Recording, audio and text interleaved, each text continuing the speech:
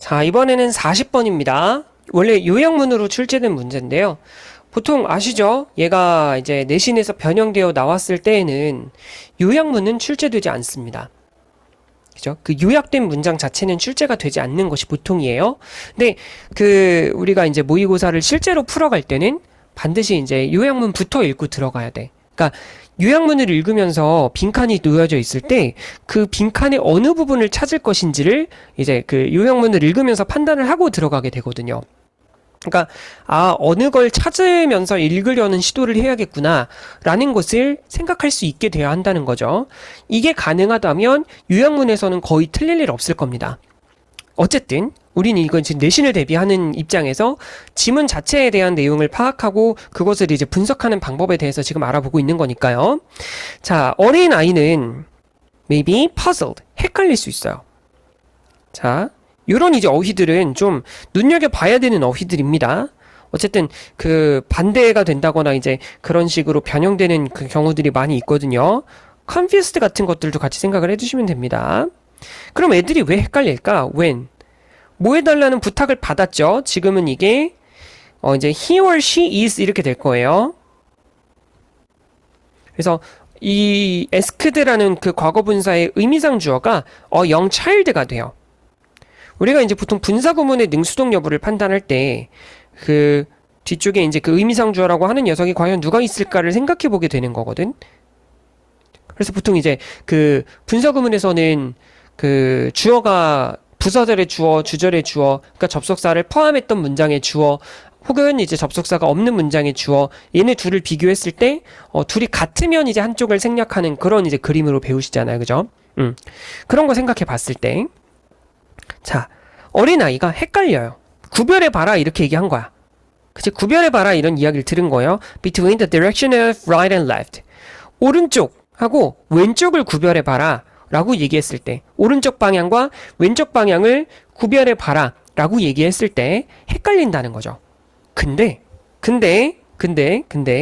자, 이런 거 그 똑같은 아이가 may have no difficulty. 자, have difficulty in 이렇게 ing가 등장을 했어요. 많이 보는 구조 중에 하나거든요. have 다음에 예를 들어서 뭐 이게 difficulty 이렇게 나오는 거야. difficulty가 나올 수도 있겠고 뭐 trouble 이런 것들도 오겠죠. 아니면은 또 뭡니까? trouble, 뭐 hard time, 그다음에 problem 이런 것들이 나올 때예요. 어려움을 겪는다는 거예요. 그 다음에 in이 지금은 들어있는데요. 안 들어있을 수도 있어요. 뒤쪽으로 ing를 이어줍니다. 그래서 이게 ing 하는데 어려움을 겪는다. 이렇게 되는 거죠.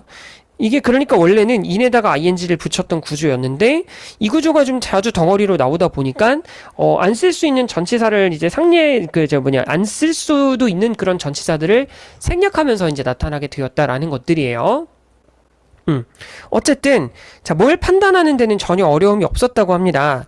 In determining the directions of up and down or back and forth, back and front.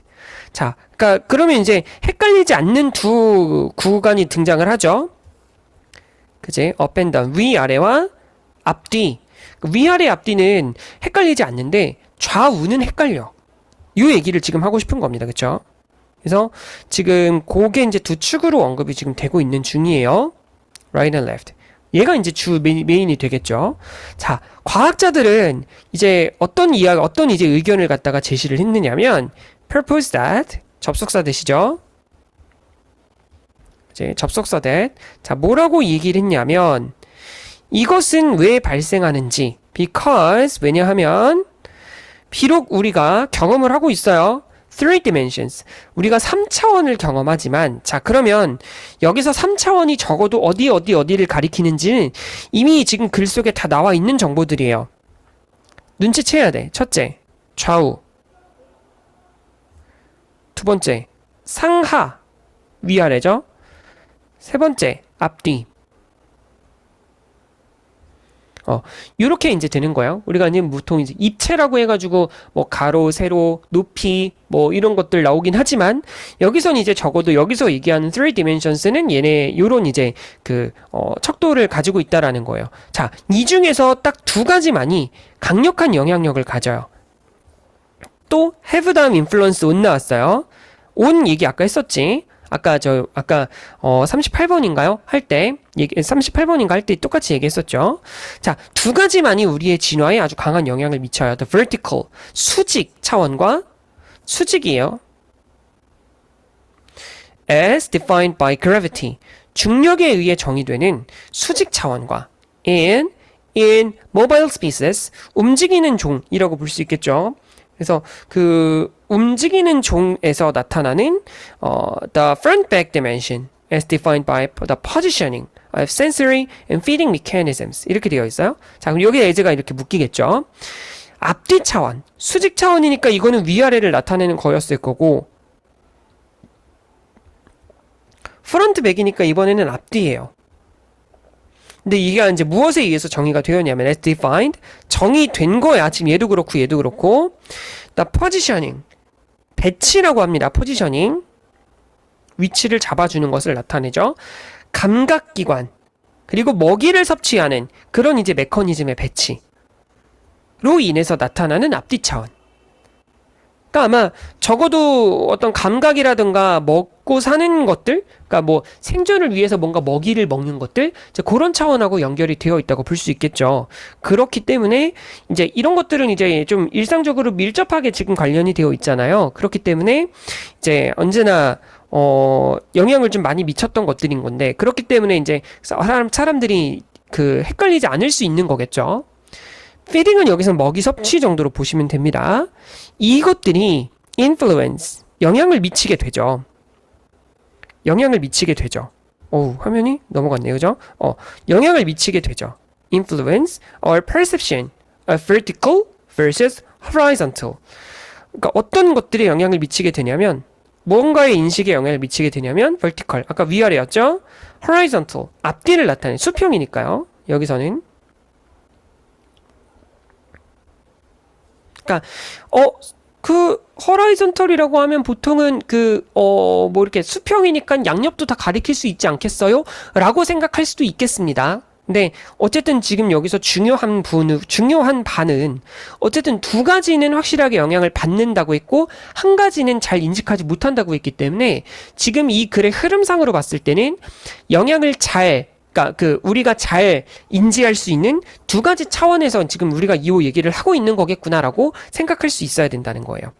그래서 수평과 수직, 수직과 수평, 그 다음에 먼 거 대 가까운 것, 그리고 in the search for dangers from above or below 이렇게 되는 거예요. 자, above, below 나왔죠? 이것도 이제 버티컬하고 연관이 되어 있을 거야. 그래서 위험을 찾는 거예요. 위에서 찾는 것인지 아니면 아래에서 찾는 것인지 이제 이런 것들에 대한 인식에 영향을 미치게 돼요. 그러니까 이게 이제 이렇게 되는 거지. 그리고 여기 나오는 versus, 그리고 여기 나오는 versus, 그리고 여기 나오는 5월이 같은 흐름이에요. 그래서 얘가 1, 이 녀석이 2, 이 녀석이 3 이렇게 되는 거죠. 왜냐하면 이 5월을 두고 3번이라고 할 수 있는 거는 여기 above랑 여기 below가 서로 반대되는 그런 전치사로 이 5월을 중심으로 나열되고 있기 때문이에요. 그래서 수평 대 수직, 수직 대 수평, 먼 거 대 가까운 거, 그리고 위험을 위에서 찾는 것, 위로부터의 위험, 아래로부터의 위험과 같은 것들을 인식하는 것에 영향을 미치게 된다는 거죠. 그쵸? 그렇게 생각하면 될 것 같습니다. 그러나 좌우축은 is not as relevant in nature. relevant는 여기서는 중요한, 유효한 이런 의미로 보시면 돼요. 좀 관련 있는 이렇게 보시거든요. 그러니까 중요한 의미를 갖지 않고 있다는 거죠. 그치? 그렇게 가시면 돼. 자, 곰은 똑같이 위험해요. 왼쪽에 있는 곰이든 내 왼쪽에 있는 곰이든 내 오른쪽에 있는 곰이든 똑같이 위험한데 이럴 땐 위험하지 않아. It is upside down. 곰이 뒤집혀 있을 때는. 이제 곰이 내 시야에서 뒤집혀 있을 때는 뭐 좀 갑자기 내 눈앞에 갑자기 곰이 뒤집혀가지고 띠용 이렇게 나타나는 경우라면 좀 무섭긴 하겠습니다만 이건 뭐 이렇게 위아래일 때는 위험하지 않다 이렇게 얘기를 하고 있는 거죠. 근데 왼쪽에 있는 곰이든 오른쪽에 있는 곰이든 똑같이 위험하기 때문에 이게 왼쪽에 있냐 오른쪽에 있냐가 그리 중요하지 않다라고 얘기하는 거예요. 실제로 when observing a scene 어떤 장면을 지금 관찰하고 있어요.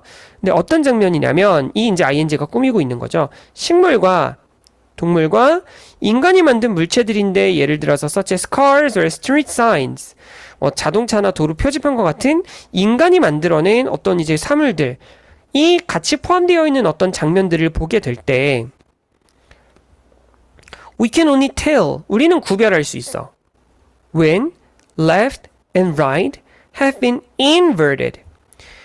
왼쪽과 오른쪽이 바뀌었는데 if we observe those artificial items. 자, 이 artificial이라는 단어가 되게 결정적인 역할을 합니다. 무슨 말이냐면 인공물이 좌우가 바뀐 경우라면 금방 눈치를 채는데 자연물이 좌우가 바뀐 것은 눈치를 채지 못한다는 뜻이에요. 그래서 왼쪽과 오른쪽이 바뀌었다라는 것을 구별할 수 있는 경우를 얘기하는 거지. 그래서 여기서 텔이 구별하다가 되는 거고, 그렇죠? 여기서 텔이 구별하다가 되는 거고, 왼쪽과 오른쪽이 서로 뒤집혀 있는 거야. 근데 이 뒤집혔다는 걸 알 수 있는 물건들은 보통 우리가 만든, 여기서 이제 artificial이 나왔고 앞에는 man-made object가 나왔잖아요. 맨메이드라는 성질이 있는 아이템들이 나왔을 때, 그쵸? 그러니까 자연물이 좌우가 뒤바뀐 건 눈치를 채지 못한다라고 하는 거지. 왜? 이건 자연에선 그리 큰 의미를 갖지 않았잖아요. 왼쪽에 있었어도 똑같이 위험했고 오른쪽에 있었어도 똑같이 위험했던 것처럼 말이죠. 그런 느낌이라고 생각하시면 될 것 같아요. 그쵸? 네 번째 문장을 해석하는 방법이 아까 전에 이제 이 접속사까지 묶어가지고 아예 한꺼번에 이제 묶일 수도 있다라는 이야기를 했었는데 이렇게도 볼 수 있어요. 이렇게 보면 조금 더 좋을 것 같아요. 어떤 거냐면 이것이 이제 뭐에 영향을 미친다 해서 이 나열되는 구조를 두 개로 만드는 거야.